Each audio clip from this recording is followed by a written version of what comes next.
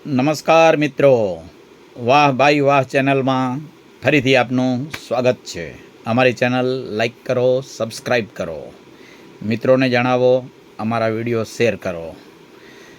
Art of parenting વધુ એક ભાગ. મહારાજ સાહેબ, આપના છેલ્લા પત્રોમાં લખાયેલ બંને સત્ય પ્રસંગોને વાંચ્યા પછી બાળકને સંઘર્ષ સંસ્કાર આપવાની બાબતમાં મારા મનમાં કોઈ જ શંકા રહી નથી.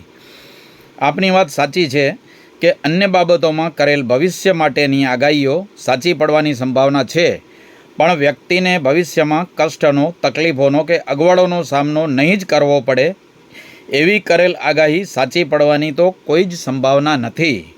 મેં નક્કી કરી જ દીધું છે, બાળકને સંઘર્ષ સંસ્કારો આપવાનું ઈચ્છું છું. આ જ વિષયમાં હજી આપ કંઈક વિશેષ પ્રકાશ પાડો. વંદના, સંઘર્ષોને પહોંચી વળવાની ક્ષમતા બાળક કેળવી લે એ વાત જુદી છે, પણ હું તો તને એમ કહું છું કે તું તારા બાળકને એવી રીતે કેળવ કે સંઘર્ષો સામે ચડીને એ આમંત્રણ આપતો રહે. યાદ રાખજે, સંઘર્ષો તારા બાળકમાં પડેલ સુષુપ્ત શક્તિઓને બહાર લાવવામાં સહાયક બનવાના છે, તારા બાળકના મનોબળને મજબૂત બનાવવામાં ઉપકારક બનવાના છે, તારા બાળકના શરીરને ખડતલ બનાવવામાં સહાયક બનવાના છે, તારા બાળકના મનમાં રહેલ ઉદાત્ત લક્ષ્યને આંબી જવામાં એને ઉપકારક બનવાના છે. શું કહું તને, સંઘર્ષોને જે ઈચ્છતો જ નથી એ દુર્ભાગી છે. સંઘર્ષો આવી જતાં તે તૂટી જાય છે, નાસીપાસ થવા લાગે છે, એ કમનસીબ છે. સંઘર્ષોને જે પહોંચી વળે છે એ તાકાતવાન છે, પણ સંઘર્ષોને સામે ચડીને આમંત્રણ આપીને પોતાની અંદર પડેલ અપાર ક્ષમતાને બહાર લાવવા જે પ્રયત્નશીલ બનતો રહે છે એ સાચા અર્થમાં બહાદુર પણ છે અને નસીબદાર પણ છે. તારા બાળકને તારે કેવળ બહાદુર જ નથી બનાવવાનો, નસીબદાર પણ બનાવવાનો છે. તારા બાળકને તારે કેવળ ગ્રેટ જ નથી બનાવવાનો, ગુડ પણ બનાવવાનો છે. તારા બાળકને તારે કેવળ મરજીવો જ નથી બનાવવાનો, મહાન પુરુષ પણ બનાવવાનો છે. એ માટે તારે પાર્થને કહો, ચડાવે બાણ, હવે તો યુદ્ધ એ જ કલ્યાણ, એ સૂત્રને સંઘર્ષના સંદર્ભમાં દોહરાવવાનું છે. વંદના, લગભગ એકાદ વર્ષ પૂર્વે મુંબઈના વર્ષોના પરિચિત એક ભાઈ મળવા આવેલા. એમણે એમના પૌત્ર અંગે જે વાત કરી એ સંઘર્ષ સંસ્કારના સંદર્ભમાં કામ લાગે એવી હોવાથી તને જણાવું છું. એ ભાઈએ કરેલ વાત એમના જ શબ્દોમાં. મહારાજ સાહેબ, કંપનીમાં 40થી 45 માણસોનો સ્ટાફ છે, કારોબાર કરોડોમાં છે, એક પણ પૈસો ગલત રસ્તાનો નથી, એટલે સરકારનો કોઈ ડર નથી અને સ્વસ્થતાનો કોઈ પાર નથી. પણ હમણાં બન્યું એવું કે મારો પૌત્ર ભણી ગણીને તૈયાર થઈ ગયો અને મેં સહજ જ એને કંપનીમાં જોડાઈ જવાની વાત કરી. પણ મારી એ વાતનો એણે જે પ્રતિભાવ આપ્યો એ પ્રતિભાવ સાંભળીને હું તો સ્તબ્ધ થઈ ગયો. એણે મને કહ્યું, દાદા, હાલના તબક્કે આ કંપનીમાં જોડાઈ જવાની મારી કોઈ ઈચ્છા નથી, કારણ જિંદગીમાં મારે સંઘર્ષો જોઈએ છે, અગવડો અને કષ્ટોનો મારે અનુભવ લેવો છે. પ્રતિકૂળ પરિસ્થિતિ વચ્ચે શરીરને સી રીતે કેળવી શકાય અને મનને સ્વસ્થ સી રીતે રાખી શકાય એ મારે અનુભવવું છે. અને એ માટે હું કોઈક કંપનીમાં નોકરી કરવા માગું છું. મને થોડાક અથડાવા દો, ટીચાવા દો. મારી અંદર પડેલ ક્ષમતા એ વિના બહાર નહીં આવે. મારી લાખ સમજાવટ છતાં પોતાની વાતમાં, પોતાના નિર્ણયમાં એ ટસનો મસ ન થયો. મહારાજ સાહેબ, એક કંપનીમાં એ નોકરીએ જોડાઈ ગયો છે. મારા વોચમેનને જ્યાં હું હજારોનો પગાર આપું છું ત્યાં એ માત્ર 17,000ના પગારે કામ કરી રહ્યો છે. આશ્ચર્યની વાત તો એ છે કે ઘરે 3 ગાડીઓ હોવા છતાં એ ઘરેથી સ્ટેશને રિક્ષામાં જાય છે અને ટ્રેનમાં એની કંપનીએ પહોંચે છે. રાતના અમે સાથે બેસીએ છીએ અને એના અંગે વાત કરીએ છીએ ત્યારે હસતે ચહેરે જવાબ આપે છે, મહેંદી પીસાય પછી જ રંગ પ્રગટ કરે છે ને, પથ્થર માર ખાધા પછી જ ઘડાય છે ને. બસ મને મારી રીતે પીસાવા દો, મને માર ખાવા દો, પછી જુઓ મારી મહેનત કેવો રંગ લાવે છે અને મારું જીવન કેવું ઘડાય છે. વંદના, આ દ્રષ્ટાંત ઉપર તને ટિપ્પણીની કોઈ જરૂર છે ખરી? મહારાજ સાહેબ, આપનો ગત પત્ર વાંચ્યા પછી આજની યુવા પેઢી માટે મારા મનમાં દ્રઢ અને સ્થિર થઈ ગયેલ કેટલીક ગલત માન્યતાઓના ભૂક્કે ભૂક્કા બોલાઈ ગયા.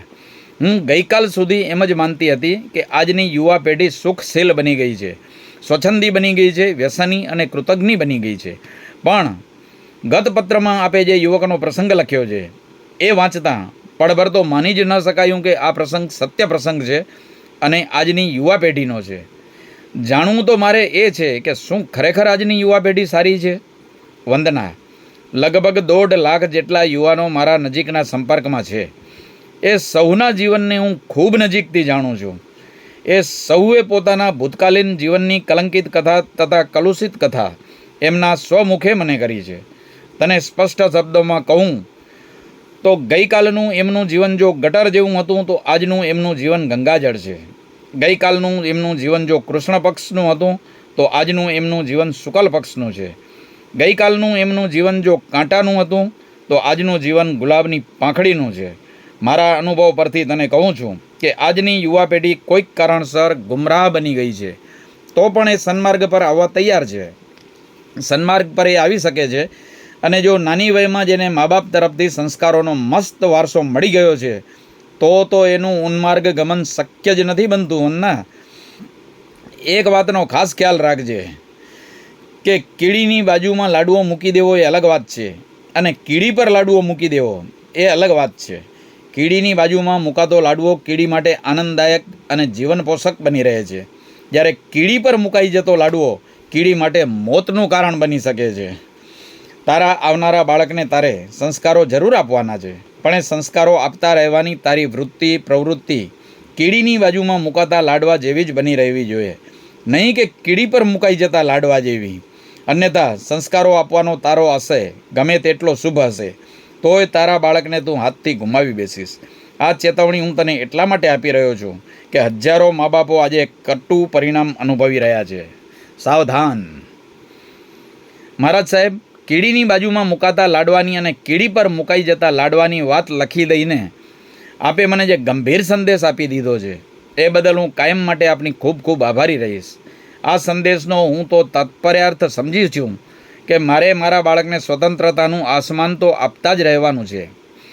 બિનજોખમી ભૂલો કરતા રહેવાની સ્વતંત્રતા તો આપતા જ રહેવાની છે.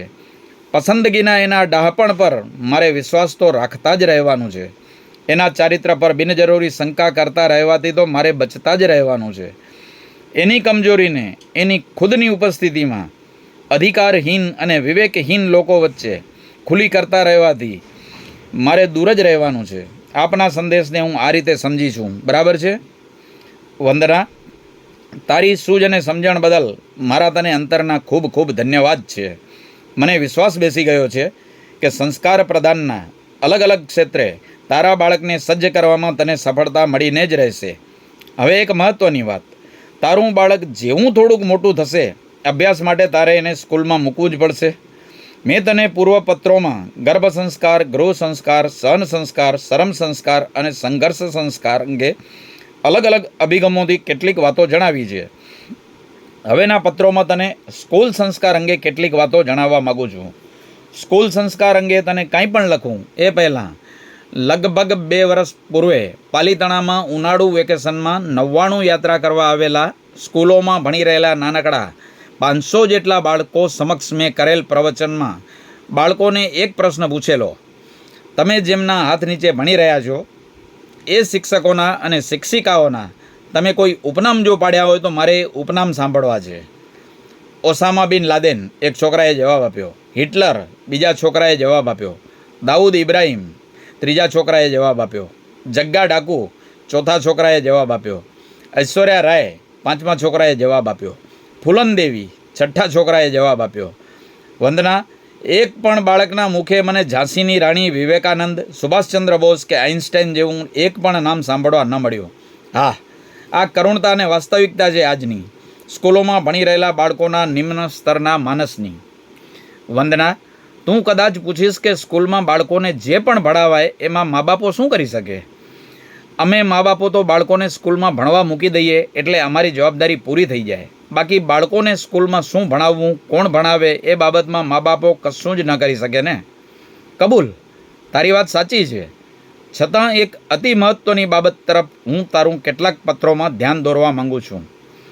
મા બાપ બાળકોને બીજું ઘણું બધું સારું, સુંદર, શુભ અને ઉત્તમ આપવામાં સફળ બની શકે છે, પણ બાળપણના અને યુવા વયના અતિ મહત્ત્વના વર્ષો એ બાળકો જે સ્કૂલોમાં અને કોલેજોમાં પસાર કરવાના છે એ સ્કૂલોમાં અને કોલેજોમાં બાળકોને સારા મિત્રો મળી રહે અને સારું વાતાવરણ મળી રહે એ બાબતમાં મા બાપો કશું જ કરી શકતા નથી. અને ખરી મુશ્કેલી ત્યાંથી જ શરૂ થાય છે.